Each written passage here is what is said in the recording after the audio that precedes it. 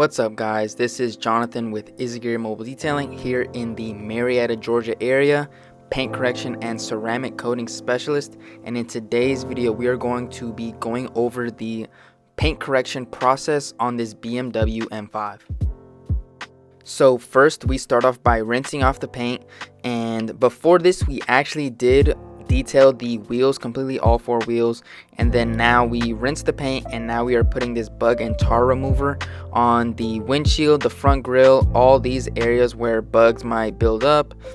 And then we get straight into the foam cannon stage, letting that sit and dwell for a bit, just to break down anything that may be onto the paint, any dirt, grime, stuff like that, just to let that start to sit and break that down.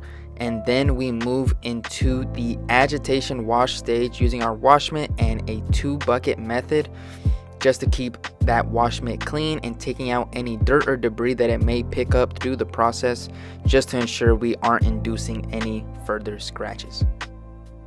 Now after this, we are going to be rinsing off all the soap, and then we are going to be moving into the iron decon stage, taking out any iron particles that are in the paint, letting that sit and dwell so then we can break that down and eventually have a smooth and clear surface. Again, we are preparing the paint for the paint correction step, so we want to make sure that we are doing this thoroughly so we can be working with a smooth and clean surface once we get into that step, so then we are working with bare clear coat.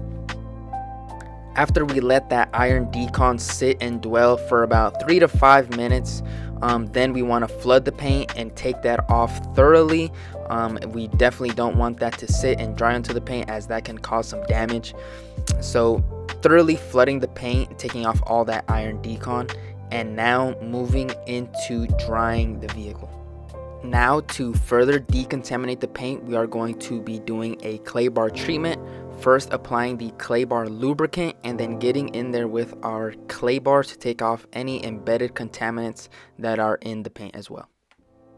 Now, just before starting with the paint correction step, we want to make sure that we are working with bare clear coat. So we are using a surface prep spray to take off any waxes that may be left onto the paint, any dirt debris that's settled on there, and then moving straight into the paint correction step.